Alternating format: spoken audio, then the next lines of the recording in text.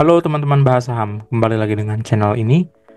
Nah, pada kesempatan kali ini teman-teman, kembali saya akan coba membahas kembali emiten yang menurut saya cukup menarik dan tentunya sepertinya hype juga ya emiten ini ya belakangan ini, dan tidak lain dan tidak bukan itu adalah emiten Pegas. Kenapa saya tertarik melihat emiten ini? Karena menurut saya untuk harga sekarang itu kalau kita lihat ya secara sekilas ya teman-teman, secara grafik monthly bulanan ya teman-teman. Sebenarnya secara umum harga Pegas ini kan masih ya bisa dibilang under value ya, karena dulunya dia pernah mencapai harga di kurang lebih sampai dengan angka 6.000 gitu ya teman-teman. Nah, sementara sekarang pada saat saya membuat video ini dia sudah mengalami yang namanya kenaikan harga yang ya bisa dibilang cukup lumayan signifikan juga, dari kurang lebih bertahan di angka seribuan ya dari tahun 2020 kalau saya tidak salah, dan menjadi titik support kuatnya ya kalau tidak salah teman-teman angka 1000 ini. Dan setelah itu setelah beberapa tahun ya gitu ya,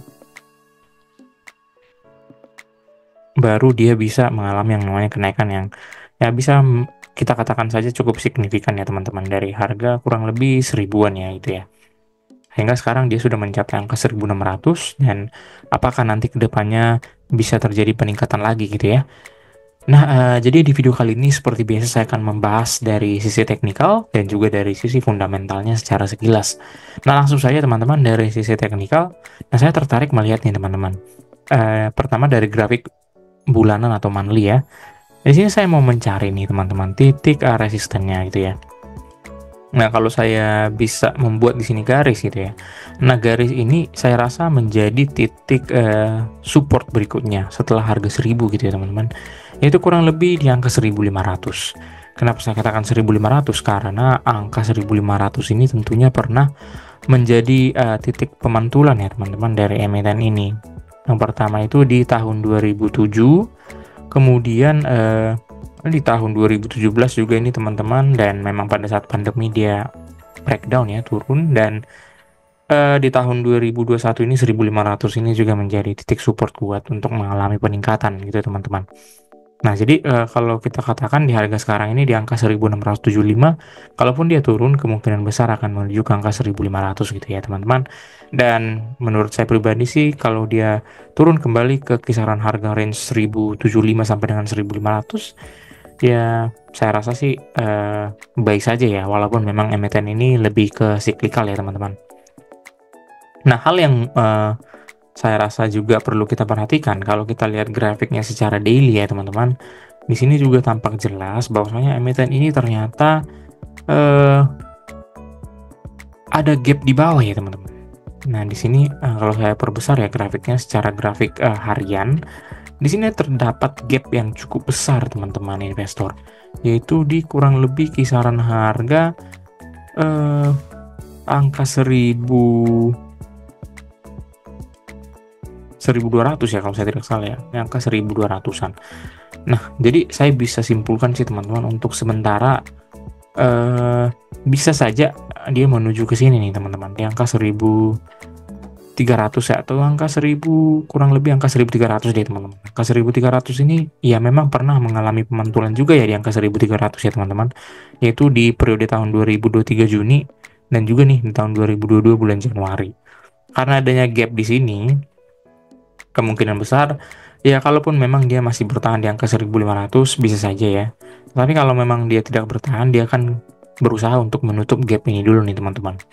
Berusaha menutup gap secara teknikal ya, dan setelah itu dia akan kemungkinan besar melanjutkan penguatannya gitu ya.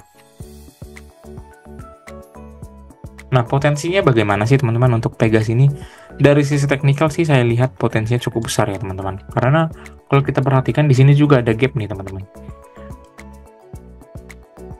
Di periode tahun berapa ini ya? Kalau saya tidak salah, ya ini di tahun 2019 juga dia ada gap di atas ya. Gap di kurang lebih angka 2300-an nih teman-teman. 2300 atau 2500 ya. Jadi kemungkinan besar dalam waktu yang long term dia akan menuju ke sana nih teman-teman. Tapi kita tidak tahu apakah harus menutup gap di bawah dulu baru dia akan menuju ke atas gitu ya. Nah, tapi secara overall, untuk secara teknikalnya, teman-teman, yang tadi saya tunjukkan di grafik secara bulanan ya, lebih jelas terlihat. Ya, kalau kita bandingkan secara overall, pergerakan harga emiten ini semenjak di IPO sampai dengan harga sekarang, ya tentunya masih under value ya, dan grafiknya juga masih terlihat masih di bawah sekali gitu ya, walaupun memang sudah mengalami kenaikan yang signifikan beberapa periode ini. Dan kalau saya pribadi sih, kalau memang dia masih bertahan di angka 1600 dan menuju ke angka 1500, ya sebaiknya dicicil saja teman-teman. Tapi alangkah lebih bagusnya kalau dia menutup gap dulu nih di angka 1300-an. Kalau saya pribadi memang ya sebaiknya menunggu saja sih emiten ini, kalau memang dia turun ke angka 1300-an baru kita akan coba membeli. Tapi kalau masih bertahan di sini sih saya rasa tidak ya. Mending sebaiknya ditunggu saja. Nah, sekarang kita coba masuk ke fundamentalnya ya. Untuk emiten ini dia sudah mengeluarkan laporan keuangan nih sampai dengan kuartal ketiga pada saat saya membuat video ini, dan sampai dengan kuartal ketiga ini labanya itu ya cukup lumayan juga ya, mencapai angka 3,9 triliun dalam rupiah. Dan kalau kita lihat nih secara earning per share di periode tahun 2024 ini itu adalah earning per share yang lebih tinggi dari periode-periode sebelumnya, apalagi 5-6 tahun terakhir ya.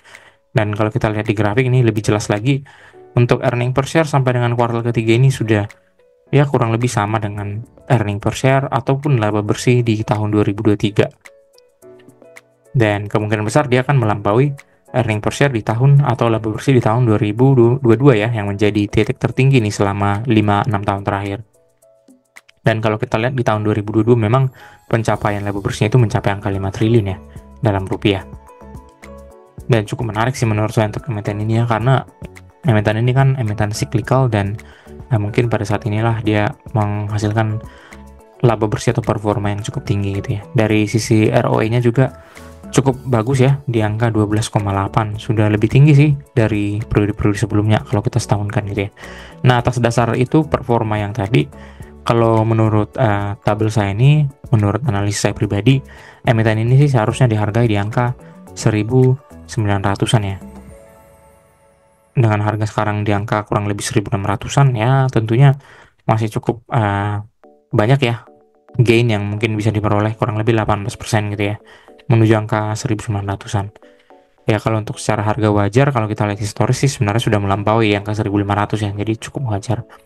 Dan kalau memang nanti di tahun 2024 annual, di kuartal keempat dia sudah merilis laporan keuangannya, dan tentunya lebih tinggi atau bisa lebih tinggi nih dari tahun 2023 ya, pastinya sih untuk harga wajarnya ini dan juga harga ekspektasi kita bisa lebih tinggi lagi ke angka 2000 gitu ya. Dan tentunya untuk menuju ke sana itu mungkin dalam medium sampai dengan long term. Dari sisi lain utangnya cukup bagus ya, semakin menurun, dan itu tentunya cukup baik. Posisi kasnya juga lumayan ya, mengalami peningkatan juga nih walaupun tidak terlalu signifikan. Sehingga saya bisa simpulkan dari tabel saya ini, tabel data-data laporan keuangan dan performanya ya, tentunya dia memiliki yang namanya performa ataupun kinerja yang cukup menarik untuk emiten pegas. Baik, kita lanjutkan ke teknikalnya tadi ya. Untuk teknikalnya ya sebaiknya sih mending ditunggu saja nih di angka 1300, karena tadi secara daily kita melihat adanya gap di bawah ya. Ya sebenarnya sih tidak menjadi hal yang mutlak juga untuk ditutup. Tapi kalau saya pribadi mending ya kalau memang tidak menuju ke sana ya sebaiknya ditinggalkan saja gitu ya teman-teman. Nah, mungkin sekian pembahasan saya mengenai emiten pegas. Kalau teman-teman boleh memberikan komentar, boleh diklik komentar dan juga klik like dan subscribe untuk kemajuan channel ini. Terima kasih.